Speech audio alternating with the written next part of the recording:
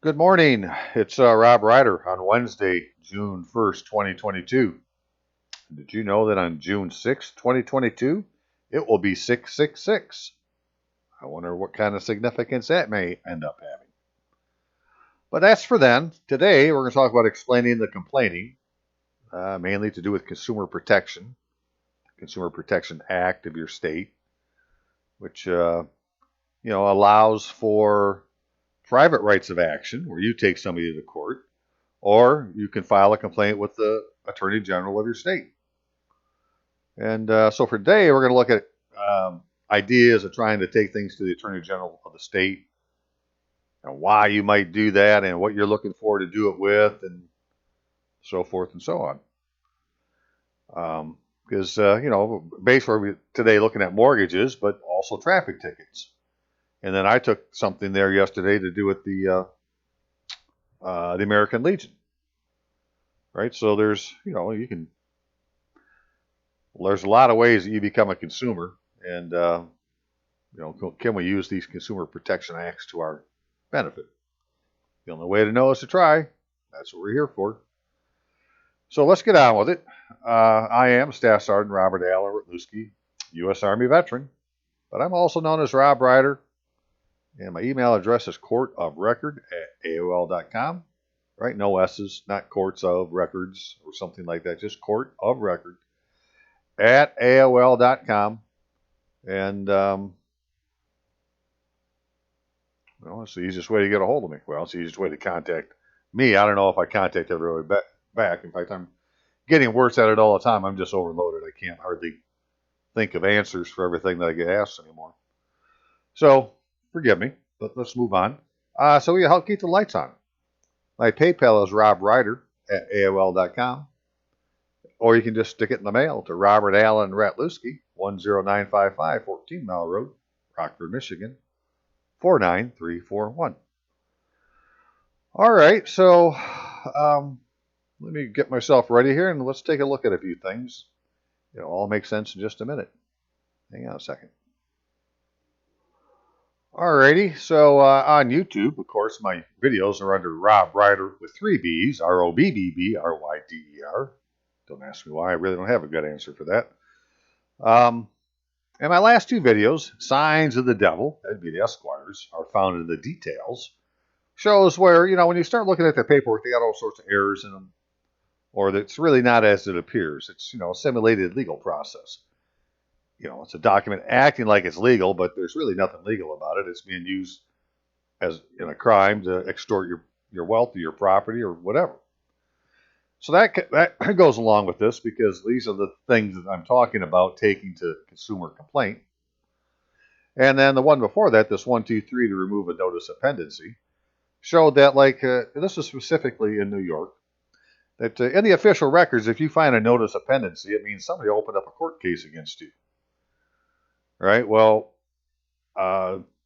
every state has laws for these things, and you start looking through them, it'll show you what you should do if you're trying to take care of it in a court case.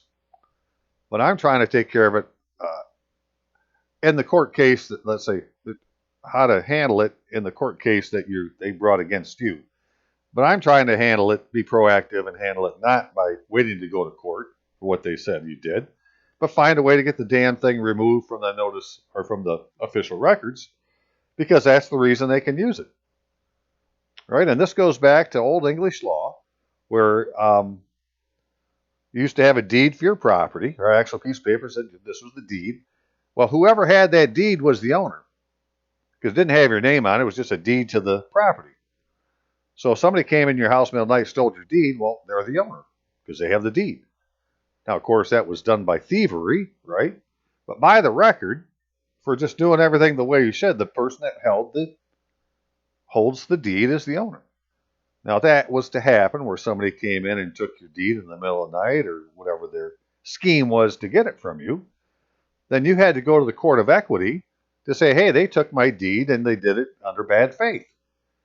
And then the bishop would call in the perpetrator, and and this is where equity came from. This is the equitable jurisdiction, that the court of law uses the record. It's a court of record. What's the record say?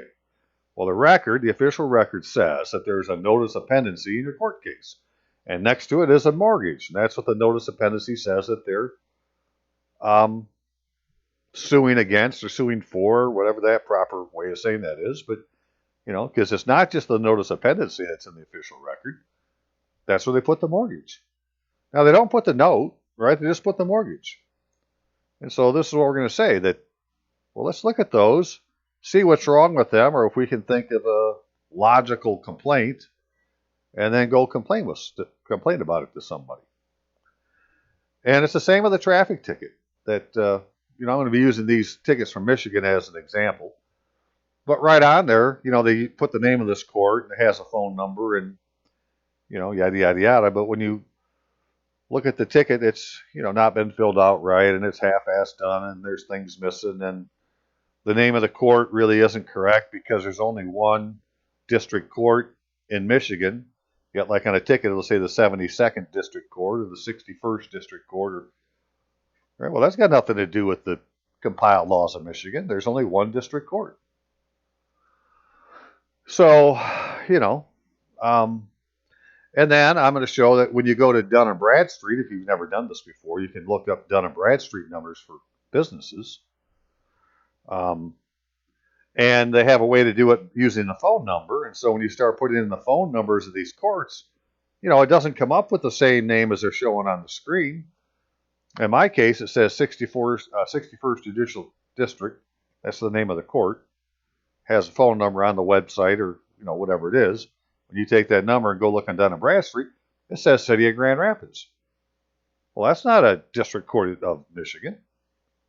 Right? It's an entity pretending to be a district court of Michigan. Well, where's the consumer protection on that? Because that's a company doing that. Or it's a private company. So we're going to look at some of these things. So, okay, but I just want to show you that, you may want to, if you watch this, go back and look at these two to get an idea of these other, facets of this problem that we're dealing with. Alrighty, so in this case, we're going to be looking at the official records of Orange County, Florida. Now, how do you find the website? Well, you search on the internet for official records of blank county blank. What's the name of the county? What's the state? Put it in. It'll probably take you to a site where you can, look at unofficial records online. And if you want to get an official record with the stamp, well, you have to pay for it. But you get an idea what's in the record. Or you need to go down to the county and have them look, or, whatever you need to do. But this applies to anybody that has a mortgage. And so you don't need to be in court. In fact, it would be better if you weren't in court. And I'm really advocating for anybody who owns property, I don't, so I can't do this myself, or I've already done it, is to file a complaint about the piece of paper that's sitting in this record that says it's a mortgage. Because at the end of the day, that lender on that document never signed a contract with you. All right, there is no bilateral loan. There's no contract signed. All there is a piece of paper in the official record saying that there's a loan. And if you don't challenge it and say, well, that's wrong, figure out what to do about it, well, then guess what? There's a mortgage. The official record says so. So this is why we need to get these documents out of the official record. So the first thing is, well, what is in there against you or your property? And, well, you search the official records. And in the case we're looking at then, what that would show is there's like a notice of lis pendens in there. Right? This is a foreclosure going on. And whether this is done right or not, if it has all the elements that need to be in, that the law says needs to be there, because all of these things are covered by a law one way or the other, it's still there. It says notice of lis pendens.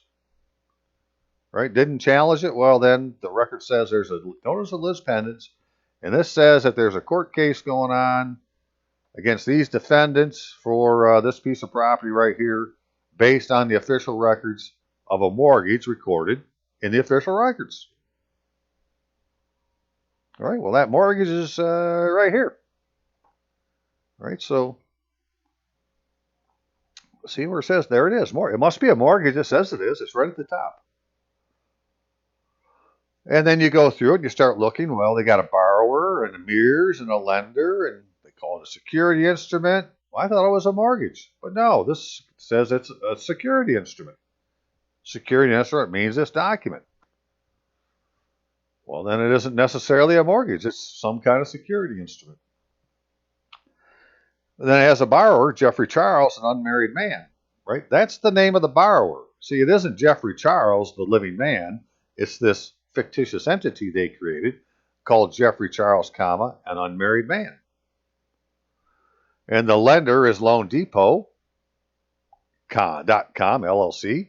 It's a limited liability company under the laws of Delaware, but its address is out in California. Well, look at that. That's like stirring the pot up a bunch. Right? So, this lender was supposed to have lent that borrower something to allow this document to be filed in the records against Jeffrey Charles. And there it is. Right? And then it says the note means the promissory note signed by the borrower. Okay, but, the note isn't in the official records. So, right? People will tell you, well, they've split the security or whatever the proper name is. I forget what they call this, right? But that the note is supposed to stay with the mortgage, and they haven't. Well, then obviously there's something wrong. But what people fail to realize is because this thing called a mortgage is in the official records, there's a mortgage in the official records. And if this mortgage is supposed to have that note with it, then that's what you need to complain about, to say, hey, there's no note with the mortgage. Or, whatever the exact thing is to complain about. So that's, we're talking about complaining. Again, the hardest concept for people to understand is the lender never lent you any money. They did not sign a contract with you. You may have signed a piece of paper that went to them or whatever it was at closing or whatever, but they've never signed a contract. And it wouldn't be this mortgage and it wouldn't be a note. It would be a contract for lending money where both parties have to sign it. It's called a bilateral business contract. And everything that you do as the owner of a piece of property or the assumed owner is, you're the only one signing it. So you'll find out, that if you watch enough of my videos over time, because these kind of go in bunches, that, the title of the property has never been switched over to you. You don't own the property. They don't even have your name on the deed or whatever they call it that you would say, well, that makes me the owner, right? They have a legal fiction. Jeffrey Charles, an unmarried man. He's the owner because he's the borrower. Right? So if you went to this warranty, in fact, we'll find. I think I have the warranty deed on here. Let me see if I got it. Hang on a second. Okay. Here's a warranty deed for that property, which again is in the official record. I had Jeffrey go down to get, certified true and correct copies because we want to use them as evidence in a court case, or that may be what we need them for. So, if you want to put full proof evidence, self-authenticating evidence that satisfies the rules of evidence, then by going and getting it certified, right now this is a certified copy of a public record, and it stands on its own as being what it says it is. It doesn't take anything else to be an official record of whatever the entity is, which in this case it says it's a warranty deed. And if we get up here, there's Jeffrey Charles, a single man, right? He's the grantee. All right, 2, Jeffrey Charles, a single man whose post office address is here and after called grantee. It doesn't say Jeffrey Charles grantee. It's got all this other shit afterwards, right? They created this legal fiction. Okay, so that was in the record also, and I think there was something else in there too. I mean, these were all things that have to do with Jeff and his piece of property. He found out when he went down the official record that there's a notice and claim of lien to do with it's like a mechanic's lien of some kind. I'm not going to get into this too much because I haven't really looked at it yet, and this is why I don't like people to send me pictures, because the thing's all bent and shit. It's hard to read. Take the time if you could, if you're going to send me something, and send me a PDF. They're much easier for me to work with.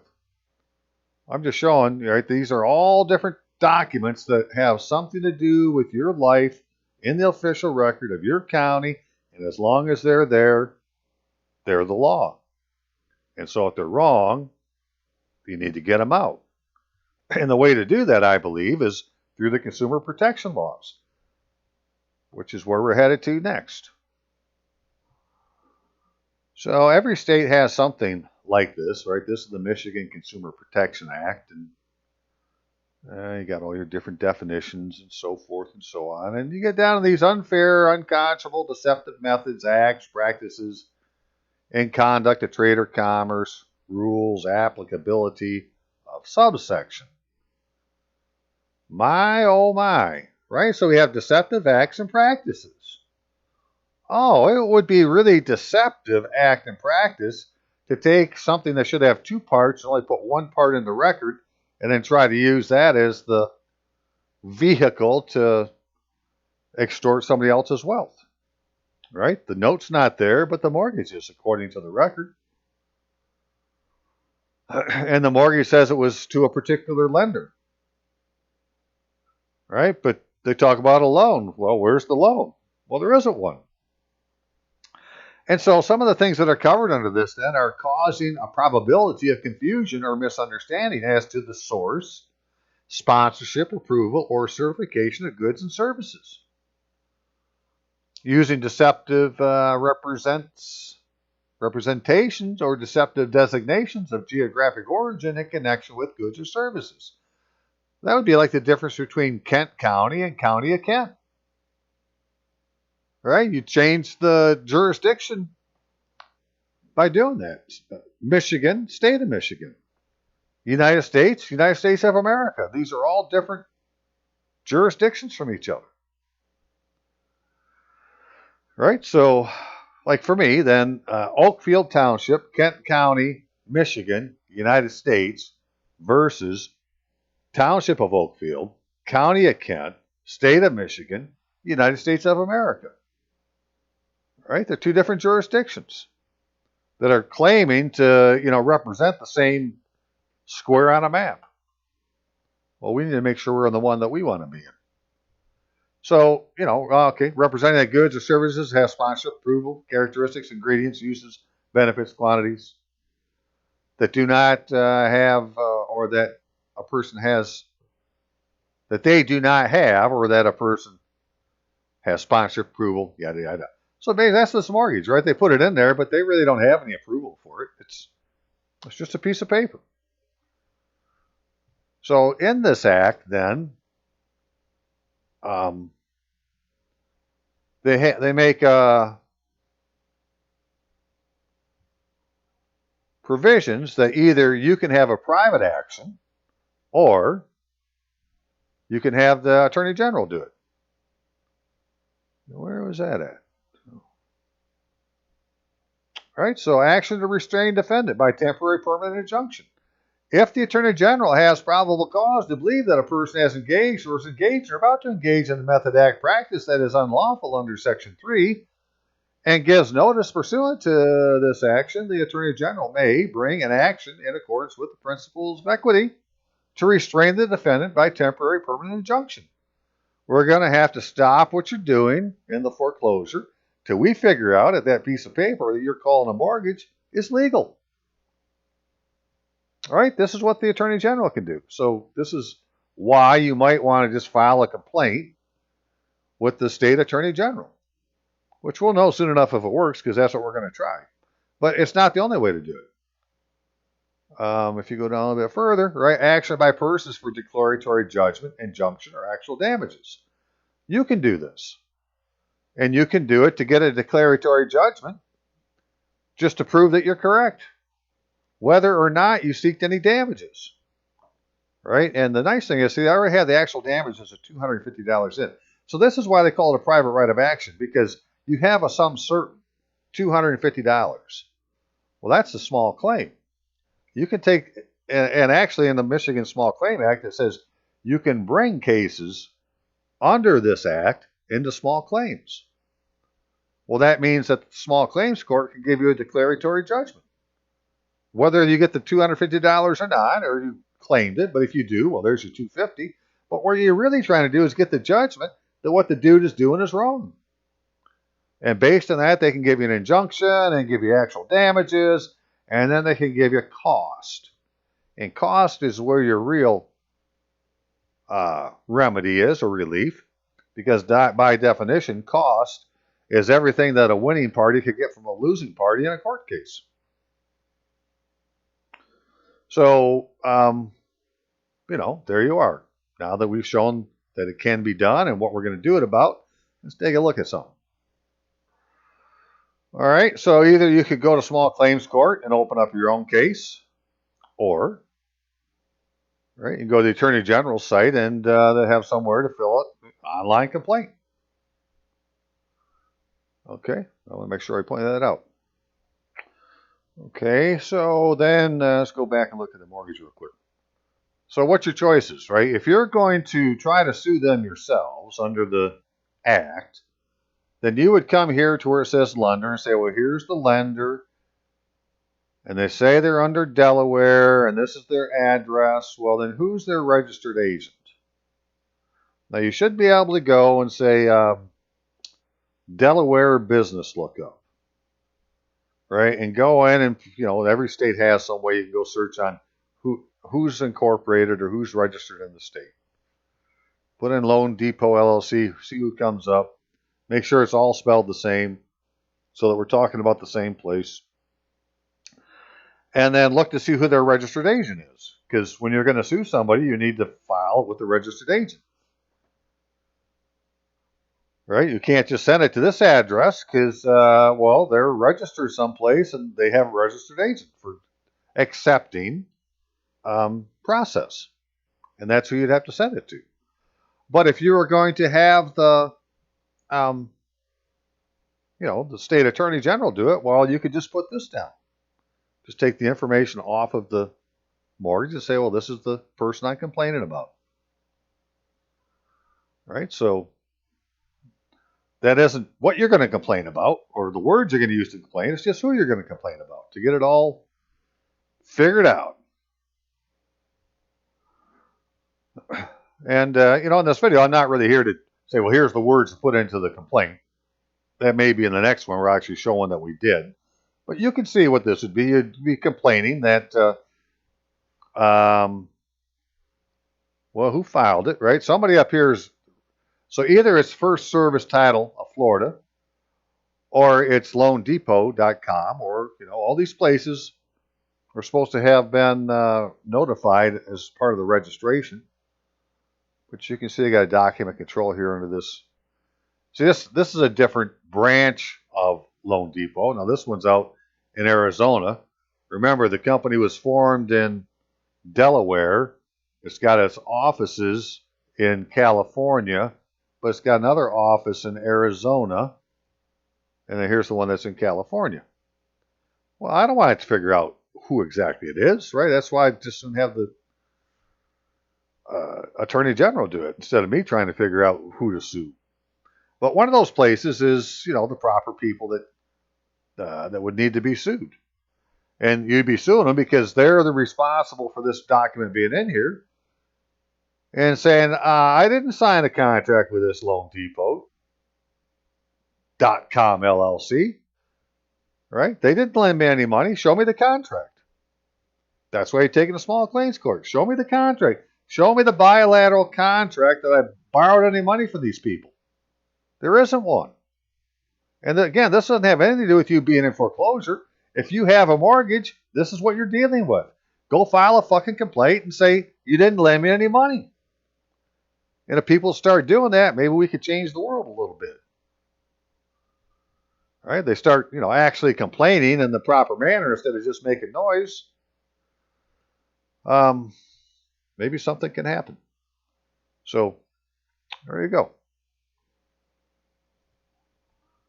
Okay, so, right now I'm not ready to show one doing it for a mortgage, sending something to the Attorney General, but I'll have that soon enough. But I did do one myself last night, so I'm going to show that as an example of how it's done. Right, so this is when you're done. Right, thank you for complaint. You're more than welcome to have it. What did I do? All right, so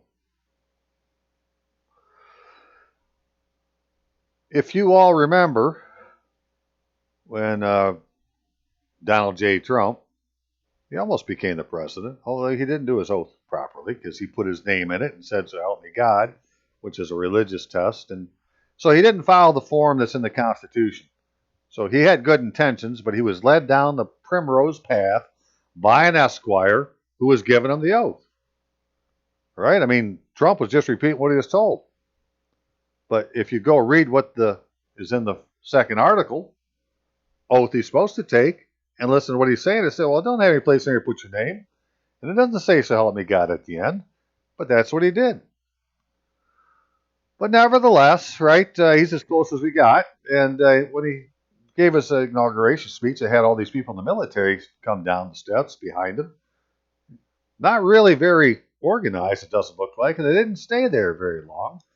But he made a statement about how he had returned the power to the people from the District of Columbia when these people were behind him. Okay, so these are all people in the military. Now let's just fast forward 40 years. And then people are going to look like this. Where's a good picture? Here's one. All right, spring meeting resolution is American Legion meeting. Well, look what's in the corner, a freaking gold fringe flag. And we got people sitting up here as, well, they could be, that could be a jury of 5. Right? They're making decisions. This is the legislative branch of this organization. So in 40 years, those people that were standing behind Trump could be sitting in places like this. And I'm saying this is who he gave the power back to the American Legion and the other congressionally chartered patriotic associations who would have all sorts of power if they would just do the one thing that they needed to do to use it, which is what we're going to look at now, because they haven't done it, and so this is what I'm complaining about. But yeah, right, gold fringe flag. Now, if you've ever watched any of my videos, you'll know, I'll tell you, well, that flag right there is, the display of it is controlled by an Army regulation. Army Regulation AR 840-840-10.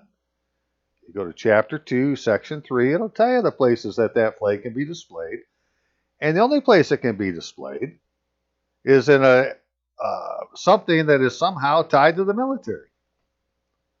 Now, that flag is all over the place. It's in churches. Well, I've shown that in videos. That the reason for that is the churches were given a military commission.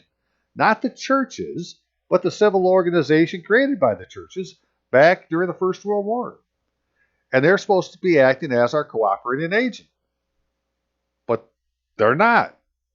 Well, these people could do the same thing, right? The American Legion could act as a cooperating agent between the members out in the, out here, and all the other agencies that have a gold fringe flag. But because these are wartime agencies, you can't go there as an individual. You have to be represented.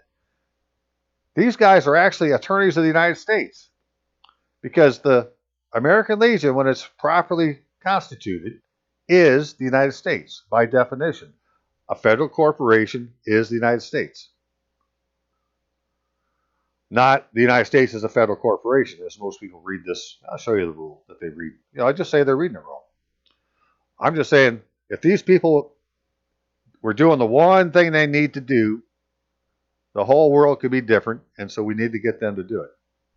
And it isn't just the American Legion. It could be the VFW or Veterans of Foreign, that is Veterans of Foreign War, is VFW, American Disabled Vets, any organization that has a charter from the federal government, and the charter says what their powers are, and what their scope is, they could do. Well, let's look at one. Right? So I'm picking on the American Legion because they're the biggest and the oldest. I'm not picking on them. I want them to fix it because, I got one right down the road. I could take my complaint there. They could act as the United States. And we could say, hey, that person there is pretending to have an oath of office. They didn't take the oath to satisfy the Constitution. They need to leave. And the American Legion has all the power it needs to make this stuff happen. So hang on while I open this up. All right, created by an act of Congress. It's got a federal charter. The American Legion is a federally chartered corporation. Well, that makes it the United States because federal corporations are the United States. It has perpetual existence, and it has these purposes. And its number one purpose is to uphold and defend the Constitution of the United States. Well, the Constitution of the United States says that every state shall have a Republican form of government. But instead, we have a democracy. Right? A democracy of Republicans and Democrats, which are really just two sides of the same coin. There was actually a political party back in 1803, 1808, 1803, somewhere back in that time. It was called the Republican Democrat Party or the Democrat Republican Party. Don't remember how they did it. Then they split it. It just became the Democrats, and the Republicans seemed to disappear. Well, later on, they created the GOP, the Grand Old Party, and the Republicans said, well, that's what we're going to take over. And they did. And so now the Grand Old Party has been taken over by one half of the same organization that the Democrats are. And that's the democracy. Has nothing to do with the fucking Republic. Right? In the Republic, in a Republican form of government, appointed or elected officers enforce written rules. Well, that isn't what's happening in the democracy. It's just, it's mob rule by persons who have not executed the oath to satisfy the 6th article of the Constitution, which is found in 1 Stat 23, right, statutes at large, or 4 USC 101. I guess I'll have to pull up a look at in a second because I like to make sure I'm thorough. But this is the purposes, right? I'll uphold that. And then you go down to what the powers. And their last power here is to do any act necessary or proper to carry out the purpose of the corporation. So at the end of the day, as the United States, the American Legion can call in the Army. Right? They're acting as as an agent of the United States for its members, if it was properly constituted. But it didn't do something. Had one thing to do. As a condition to exercise any power or privilege granted by this chapter, the corporation shall file with the Secretary of State or other designated official of each state the name and address of an agent in that state on whom legal process or demands against the corporation may be served. Well, that sounds simple enough, but they don't do it. All right, so I Googled Michigan Business Lookup, and I end up at this LARA, this License and Regulatory Affairs. Search for business entity, and just put in the name, the American Legion, and search. You say, well, hey, there it is. It's listed. But if we open it up, Date Incorporated, this back in 1920. Look at that. Date dissolved, 1881. This thing no longer exists in the state of Michigan. There is no registered agent. I mean, this dude was from, probably back in 1981. This Thomas A. Curry. Right? So Esquires got involved in the business of the Legion, and they get involved in the business of the township, and every other place there's a gold fringe flag, and they scare these people, and they get them a little bit of dirt under their fingernails where they think they're going to be compromised and so forth and so on because they dipped in the pot a little bit because all these places got a bunch of money. I mean, they got all sorts of money in the bank, but they never really use it for anything. But somehow I'm not saying that it's embezzlement of, at the highest level. But there are people dipping in the till. So because of that, right, now they got some dirt on them and they don't want to do the right thing. And they look the other way, or not they don't want to do the right thing. They have to look the other way because, they're shamed. They're caught in their own shame. And we just need to get past that. I'm just trying to show you that right now in the state of Michigan, there is no American Legion. Yet they'll take your freaking dues and they'll send you shit in the mail to try to get more dues. Right? So, well, I'm going to complain about that because they didn't, they're deceptive acts and practices. They're supposed to have these powers. That's why I joined, but they don't have the powers. So, as a consumer, I've been ripped off. All right, so you can go to then and Google Michigan Attorney General complaint and file a complaint. Let's go see what that has to say. Hey, file a complaint. You come down here, and there's all sorts of things that you can do. I filed a criminal complaint also, but I guess I'll save that for later. But, consumer complaint. Click on it. You can fill it out online. You can download it, do it at your desk. You can do whatever you want. But this is what mine said. All right, so this is what they give you when you're done. Let's go look at the document real quick. Let's actually open it up.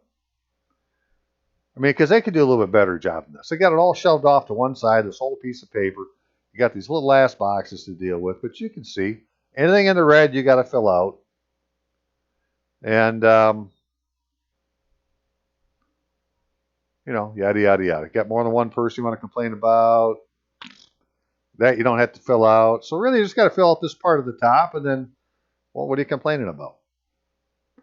Check some boxes at the bottom, which says you're doing it under true and accurate, the best of your knowledge. Well, that's as penalty of perjury, right? Because you're certifying it. So, it's an affirmation to your complaint.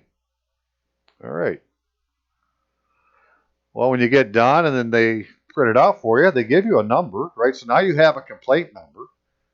So I don't have a court case, right? But if you had done this about your mortgage or your traffic ticket or your car loan or some other thing that really isn't what it says it is, right? Well, you could file this in your court case and say, look, I filed a complaint against this, about this, right? And if you were in court because of this, you could send the Attorney General a copy of the court case. You don't have to send the whole thing, obviously, just so they know what it is, and say that you need to have a temporary injunction as part of your relief and see what they say. All right, so, and again, right, no middle initials now, right? First name, Robert Allen. It's not Robert, first name, middle name, Allen. No, it's Robert Allen, first name. I have no middle name, therefore I have no middle initial. Well, that would be me. All right, the American Legion. Now, they're not registered here, but they are registered in D.C. because they're a federally chartered corporation, and, the federal charters are out of the District of Columbia. Didn't do that stuff, and, well, that's what I had to say. Right, the American Legion is a federally chartered corporation. Its federal charter specifies a condition the American Legion must comply with before it can exercise any power or privilege. This condition is incorporated in the United States Code as 36 U.S.C. 21707, Service of Process. As a condition exercise any power or privilege granted by this chapter, the corporation shall file with the Secretary of State or other designated official of each state the name, address of an agent in that state on whom legal process and demands against the corporation may be served.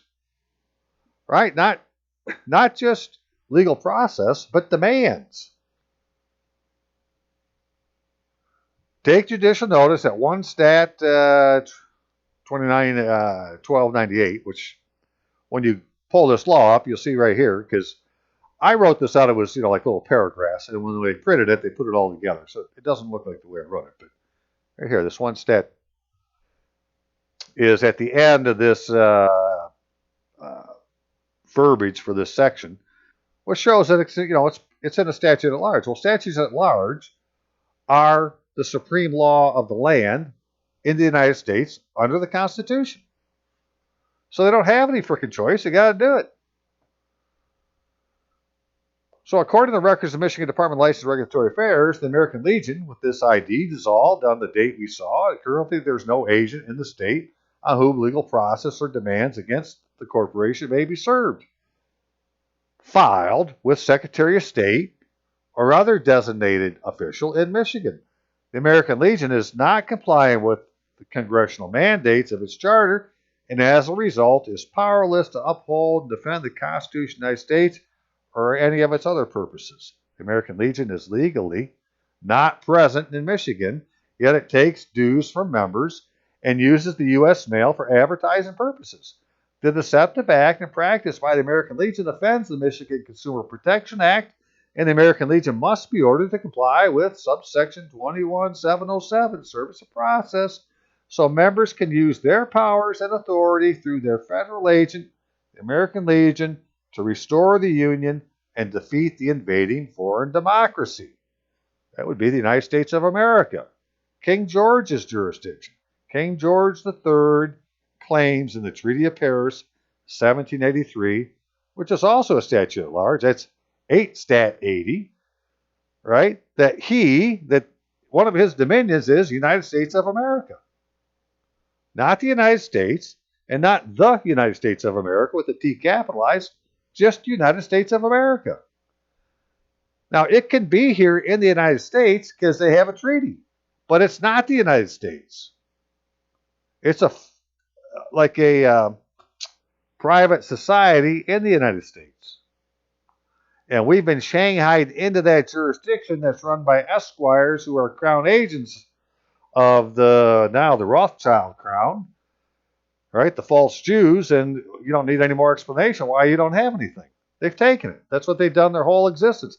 That's why they've been kicked out of every country, God knows how many different times. And it's going to probably happen again. But, for our purposes, this is how I'm trying to get the American Legion to do the right thing and get its shit together. Because if it would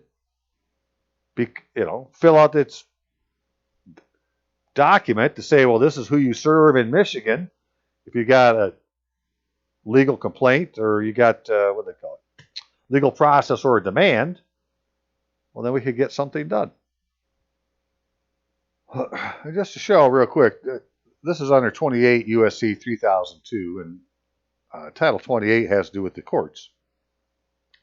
So, in the rules or the code having to do with the courts, in the definitions for the courts, it gives this definition here that the United States means a federal corporation, an agency, department, commission, board, or other entity of the United States, or an instrumentality of the United States. It doesn't say the United States is a federal corporation. It says a federal corporation is the United States, just like an agency, just like a department, commission, board, and all these other things. Right? So if our federal corporation was properly incorporated and filed this charter, it would be the United States. And when it showed up to court to sue why somebody doesn't have an oath of office, well, it would be treated as the United States. And we start kicking these bums out because, I've shown numerous times that none of these people have a proper oath of office. But I'm going to show you again. Just real quickly then. So this is 1 Stat 23, right? Statutes at large. Very first law passed into law by President Washington after the ratification of the Constitution, called an act to regulate the time and manner of administering certain oaths, in which it says that the oath or affirmation required by the 6th article of the Constitution of the United States shall be administered in the following form, to wit, I state your name, do solemnly swear that I will support the Constitution of the United States. All right? That's all you got to do. But it has to be in this form, and you have to take this to satisfy the 6th article of the Constitution. If you look at the 6th article of the Constitution, it's for congressmen, representatives, senators, members of House legislatures, all executive and judicial officers of the United States and the several states. It's like your governor needs to take this oath. So does the township supervisor. You want to claim to have an office in the United States, you need to take an oath to the Constitution of the United States first. And then if your state wants you to take another one for that particular office, well, then so be it. You're going to have more than one oath. But if you didn't take this one, none of the other ones matter. And I state your name. You got to put your full legal name in the oath. Well, of course, you're not doing this. Now, this was later codified into the United States Code, right, for the states. This is Title IV. Right? Every member of state legislature and every executive judicial officer of the state shall, before he proceeds to execute the duties of his office, take an oath in the following form. To wit, and there it is again. Right? Same wording. And then this goes on to talk about the oath may be administered by somebody, and they shall cause a record or certificate thereof to be made, which means now they can't say they had done it. They have to prove they've done it because there needed to be a certificate or a record. And if the oath taker can't prove by certificate or record that they took the oath, then they didn't take the oath, and they don't have any authority. Right? Well, that's how it is with in the state. Like Whitmer, right? She's supposed to be the governor of Michigan, so I contacted them to try to get a hold of the oaths for the governor. And they sent me this one, right? Which is supposed to be the one that satisfies the state constitution. Although they changed the capitalization of constitution of the state, it should all be lowercase. Now it's a particular constitution of the state, so they changed the meaning of the grammatical meaning of this oath, that she subscribed using an alias because her full legal name is Gretchen Esther Whitmer. But Gretchen Esther Whitmer is not the one that took the oath. And then at the end of the day, it was done before a notary public who, by Michigan Compiled Law 15.37, I believe it is, cannot administer an oath to the governor. I mean, it's written into the law. So this is a counterfeit of the oath required by the state constitution, but this isn't the oath that she took. If we look at, or she didn't take this oath. That's, I guess, I'm trying to see. She didn't take this oath here. It was in 1 Stat 23, now 4 U.S.C. 101, very clearly written. If we go look at the House of Representatives for January 28, 2021, right, they came in and they said they're going to take an oath. Right, oath of office members and so forth. The oath of office required by the 6th article of the Constitution of the United States, comma, and as provided by Section 2 of Act May 13, 1884, 23 Stat 22, to be administered, yada, yada, yada. This is saying there's two different oaths. You got to take the oath I just showed you in 1 Stat 23, and then this other oath, May 13th, 1884, which is actually the oath. It's like the scaled down version of the ironclad oath that was enacted after the Civil War. And by this one here, they made it so that people who had been Confederates before could, be back in the government, take a government office. And this is the oath they take. I, A, B, do solemnly swear, right? Again, they got to put their name. Got to be in there. But this has "so help me God" at the end. Well, that's a religious test, and by the 6th article, it can't be the constitutional oath because it's got a religious test. But they say A, B. So then all these people here, this is what they're using for their A, B. Some have a middle initial. Some put a nickname in the middle of their name. This is what they filled in that line. Right? All these are fictitious names. They're not the true identity of the person who took the oath. They're hiding their identity. Well, at a time of war like we are now, if people hide their identity working for the government, that's an act of a spy. And yet that's what they did. Well, after they did that, they turned around and they said, well, now we're going to take an oath to get classified information. So all these fucking spies are getting classified information because they filled out a piece of paper and put in a fictitious name, and we gave them their authority to because we don't know what to do about it. So none of these people have an oath of office. This is not the government of the United States. They may be United States of America, but that's King George's jurisdiction. It's not the United States. So all these people need to leave office because they haven't taken the oath of office. That'd be a wonderful day. So here recently I've been trying to help get Jerry, who's a veteran, out of jail in Ohio, where he was apparently charged for a felony on an indictment that has nothing to do with the way it looks according to the law. And that all of that would be, it's good to watch. You should probably watch this video if you've never watched it before. Which one was it? All right, signs of the devil are found in the details, where I show the indictment that they're saying they were charging you for a felony. Here's the indictment that was filed, and compare it to what the state says an indictment is supposed to say, which it doesn't say.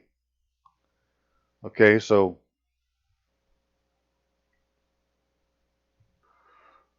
anyways, Sandy, his sister, started doing some digging, and she had found this for Ohio, although I don't know exactly where it came from. I don't see what it's in, but statutory requirements before commencing judicial service for elected or appointed judges. If you were to Google parts of that, right, search, you would find this document online in Ohio. Right, the Ohio Revised Code directs the preparation of 2 documents relative to your election or appointment to judicial office. 1, a certificate of election or appointment, and 2, a governor's commission. You must have both the certificate and commission before you take an oath of office and begin performing judicial duties. Did you read that? You must have both the certificate and commission before you take the oath of office and begin performing judicial duties. 1, 2, 3. They don't have 1, 2, 3. They're not a judge. They're just pretending to be a judge. All right, so it goes through to say what they have to do and how to do it. And after the certification election or appointment is issued and you pay a required $5 fee, the Board of Elections forwards a certificate and fee to the Secretary of State. Well, now these are all things that it's easy enough to go check to see if it was done. Right? You have the procedure. Did they follow the procedure? And finally, now you get to do the oath of office. All right, and there you have a form of the oath and when the oath must be taken, and on and on. And it's all very clearly written. Who may administer it? Certificate and filing. It's like jeepers, man. Everything you need to know in Ohio about somebody's oath has been written in here. All right, got a copy of what it looks like. Judicial oath of office pursuant to RC 3.23. And then we'll go look at some of the oaths that were put in. Now, the interesting thing is these are coming out of the Supreme Court of Ohio Human Resources Office. I've never actually seen them say that before. But the one I want to show, because where is that guy? Because he's the judge in the jury's case. Hang on. I believe this is him right here, right? I, with the middle initial name. Well, that's not his identity. Right? He did not identify himself by his full legal name. That's the act of a spy. And the office he's going to hold, and this is way back in 2010. And we're in 2022. Right? So, I'm saying this isn't any good. But beyond that, okay, there's the oath. Well, where's the certificate? Where's 1, 2? If they don't have this stuff, well, then they're not a judge. And we should be able to complain about it. And we could say, well, that's, I'm a consumer. They offer a service. The courts are offering the service, but they're not offering the service that's being advertised because the people that are doing it didn't take the things they need to do to be the person they're claiming to be. All right, they're not a judge. Don't have proper oath of office, don't have a certificate, not. It says, who do you take it to? Well, Shitmer, like I said, has got the same problems, and so I just filed a complaint against her. So let's just, because I'd like to, I'm going to take a look at that. So back to the Michigan Department of Attorney General, right, file a complaint. They had this other one for criminal complaint. So we could say, well, what they're doing is criminal. It doesn't necessarily have to be a consumer complaint. It could be a criminal complaint. Let the Attorney General figure out what they're doing. All right, but file the complaint. Okay, I will. Right? So again, you file a complaint. This is a criminal complaint, right? And you get a number. Outstanding. And they go on to say that this could be shared with all sorts of other people, which is even better. I'd give it to everybody. All right, complainant, subject of complaint, and then I, Staff Sergeant Robert Allen Rutluski, U.S. Army veteran, DOD ID number 12112800006, an oath-bound protector and defender of the Constitution of the United States. I allege the accused, Gretchen Esther Whitmer, failed to qualify for the office of governor, and as a result, she now impersonates as a public officer an offense of MCL 75217C, which is a particular section of the Michigan Penal Code that says, it's a misdemeanor to pretend to be a frickin' public officer for the first offense. You do it again, it's a felony. The accused is not governor and therefore cannot be commander-in-chief. The accused procured appointment as commander-in-chief of Michigan's military forces under false representation, a qualification, and offense of MCL 32-1083, which is the state's uniform code of military justice for the state. It talks right in there about, false representation to get an appointment. Proof of the accused's disqualification is the invalid oath of office she filed in the Michigan Department of State, copies of which are available by FOIA. A review of the document filed by the accused will verify the following defects. Capitalization of certain words were changed. Right? So it's no longer the same as what's in Section 11 of Article 1 of the Constitution of Michigan of 1963. The accused is not identified by a full legal name and instead used the alias Gretchen Whitmer. The accused had an unqualified individual administer the oath. MCL 15.37 forbids a notary public from administering an oath to the governor. In addition, there are no evidence filed with the Michigan Department of State to prove that the accused executed the oath required by federal law to satisfy the 6th Article of the Constitution of the United States. All state executive and judicial officers must execute an oath in the following form, to which I state your name. You solemnly swear I will support the Constitution of the United States. The laws of the United States require a certificate or record as proof of execution prior to exercising the power of office. Both the United States statutes at large, 1 Stat 23 and 4 U.S.C. 101 of the United States Code, mandate this oath as a requirement of state executive and judicial officers. There are no exceptions, as this is the oath necessary to satisfy the 6th Article of the Constitution of the United States, and avoiding a loyalty oath is an act of treason. I ask the accused be in prison, tried for treason, and executed by hanging upon conviction. That's what you do with traitors. That's how you get them to stop. All right, so that's in the system, brothers and sisters. You got a number on it. Somebody get a copy to Donald John Trump. He's got the same problem. Right? We need to make these people follow the fucking law, or they don't have any authority. And right now, none of these people have followed the law, so they don't have any authority. So we need to get rid of them. We don't ever have to have another Congress. We're under martial law right now. That's why all the Goldford's flags are there, right? President Lincoln declared martial law over the United States on September 15th, 1863. And before he had done that, he had published General Order 100, which is commonly called the Lieber Code, which says in the 2nd article that once martial law has been declared, it takes a proclamation or a peace treaty to end.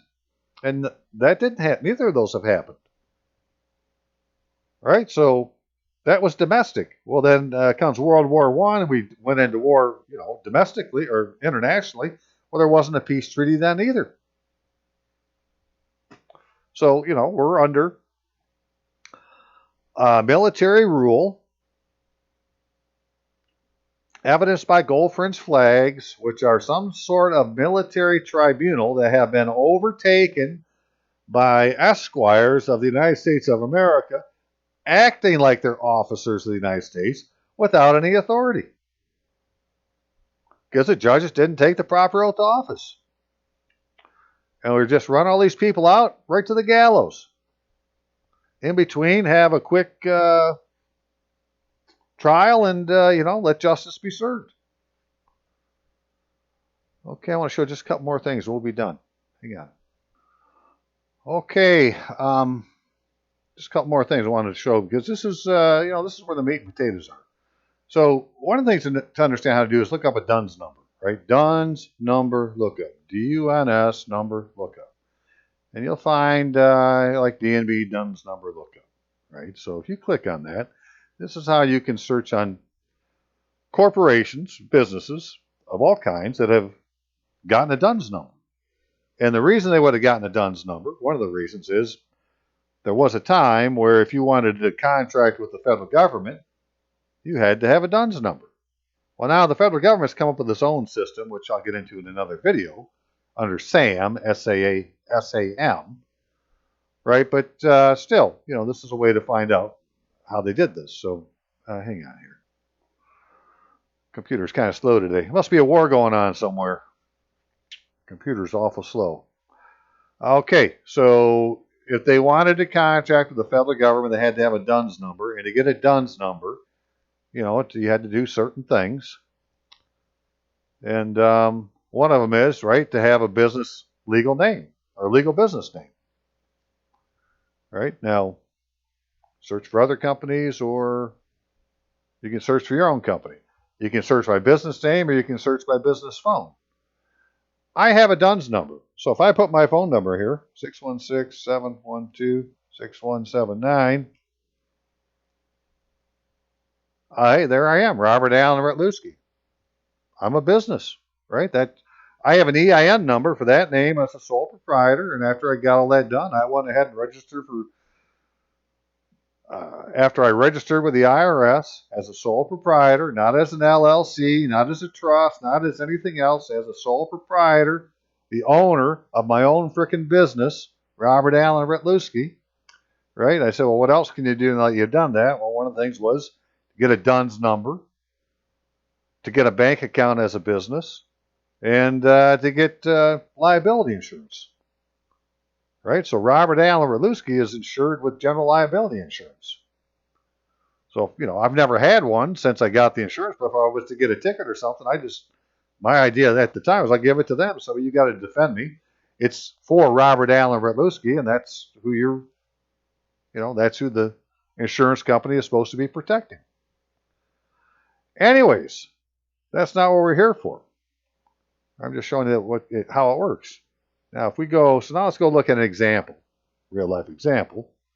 Remember, I put all this shit.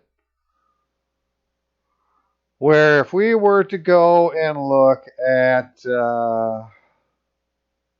this brother's ticket here, Nathaniel's ticket, which I'll get into some other time. But on all these, right, they all have the same errors. Right, here's supposed to be the offenses that you're charged with. Well, this isn't a state law, right? It's 4 digits. It's not a local ordinance. Somewhere up here it says he's being charged for right here, state law. Person named above in violation of some state law. There's no state laws mentioned. Okay, then it goes down here and it says the 72nd District Court, Marine City. Well, again, there's only one District Court of Michigan. It's like there can't be 72. Mine's 61. The one that's here, his is 72, yada, yada, yada. But, as you can see, they got phone numbers. So let's just take these phone numbers now and go look in Dun & Bradstreet. Let me make sure I wrote that down, right? Okay, so hang on now. Let's go take a look. And see if when we put that phone number in to Dun & Bradstreet, if that name of that court comes up. Because they're supposed to be using the full legal name of the entity that's tied to the phone number. 810-765-4057. Cha-ching. Well, no, it's not the 72nd Judicial or 72nd District Court. It's the Judiciary Courts of the state of Michigan. Well, come to find out, that's a business, right? That's the proper name. It doesn't say District Court of Michigan, which would be proper if there's just one district court. It's the Judiciary Courts of the state of Michigan. Okay, well you say, well, okay, well that's what they call them, Rob. That's the Michigan court system. But that isn't quite true, because if I go and put my court in, what the heck? How come I did it the hard way? Hang on again. All right, come down here, other company, go to business phone, and this is for my court. 616 632 5700, and we search. It comes up City of Grand Rapids. Right, it didn't come up with the same, judicial courts of Michigan. Although, hang on here, we go. Grand Rapids 64th Judicial District Court. I just was looking at my court case. They filed the paperwork I put in yesterday. Outstanding. Plaintiff filed objection to opinion and order dismissing plaintiff's appeal de novo of right and administrative closing the case due to false statements and the omission of adjudicative facts that defraud the United States. Well, that was my answer to your piece of paper there, Black Robe Priest. Last night I didn't want to show that anyways. I want to show it's.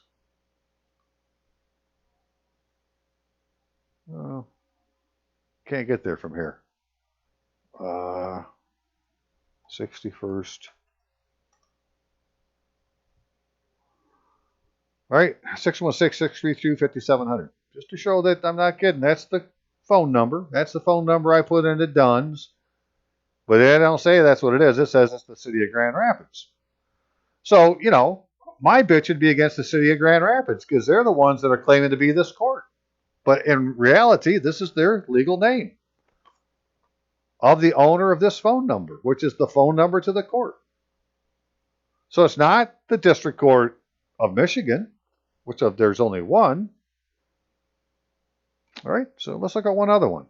Here's a different court. This is 248 547 8700.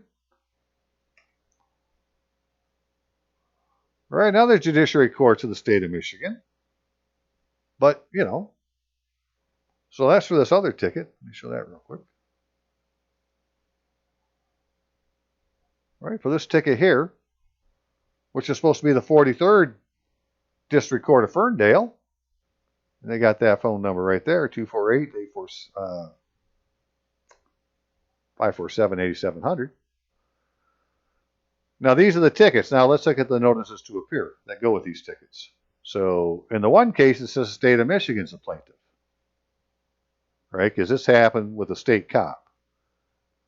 In the other case, it says it's the city of Ferndale because it happened in a city.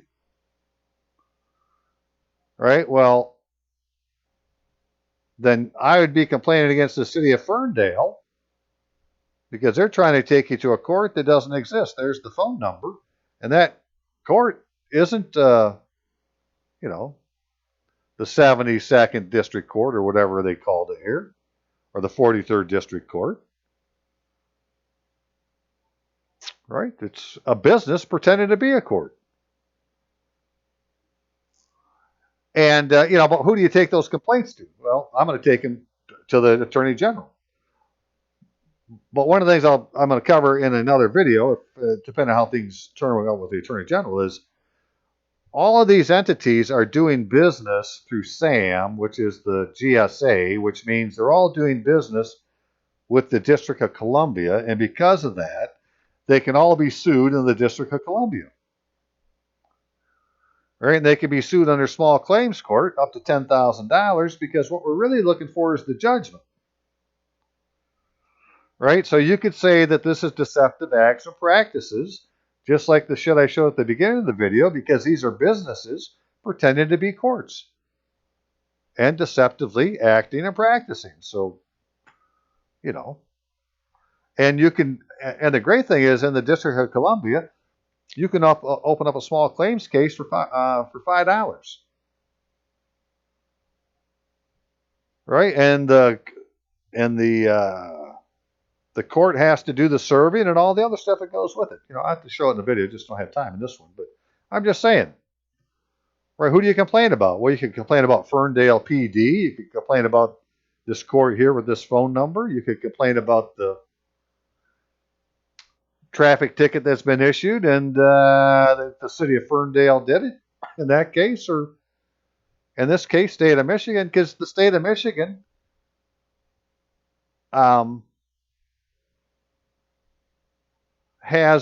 they actually have an office in the District of Columbia. Right? It's in the Hall of States or something like that. But because all these people are doing business in the District of Columbia, they can all be sued in the District of Columbia court. So as you saw, I was trying to take the United States to my small claims court, right in Michigan. That's what this other thing was about here. I got rid of it now. But in the District of Columbia, it's right in the small claims rules about how to sue the United States. Right? So again, it's just too much stuff to put in a video, and I wanted to get a video out with some of these things. And so I'm going to stop now because we're going on 70 minutes, and I'm sure you're tired of listening to me. So very good. This is the idea, though, is we're trying to take some of these things to the Attorney General's office to say consumer protection or criminal complaint or whatever the case may be, and see what they have to say after that, which is where it is now. But the great thing about doing it, at least in Michigan, is if you do that, you get a document out that shows that you did it. And that's why I'm going to do it with these two folks that have traffic tickets, because then they're going to have this document, and they can go submit that into their court case and say, I've opened this up and filed a complaint. You're going to have to stop until my complaint's been answered. Right? But I'm not making it against the judge because the judge did not bring you to that court. Right? The plaintiff did, and the plaintiff's attorney. Now, if you go to that court to a judge that did not take the proper oath of office, and you go there and you argue the facts of the other party that brought you there, well, you gave the court jurisdiction. But they're not working under the same laws that we are. Right? So we don't want to be there. And that's what we need to tell them. I don't want to be here. For these reasons, you didn't take the proper oath of office. So, okay, I'll leave it there. Y'all have a great day, and thanks for watching. And if you can, hey, please donate. Help me keep the lights on. Much appreciated. Very much appreciated. I appreciate everybody who's ever given, and I know a lot of people have just recently given, and I did not say thank you. I didn't go find your address and reach it back and say thank you. But really, thank you, thank you, thank you, thank you, thank you, thank you. Okay, have a great day.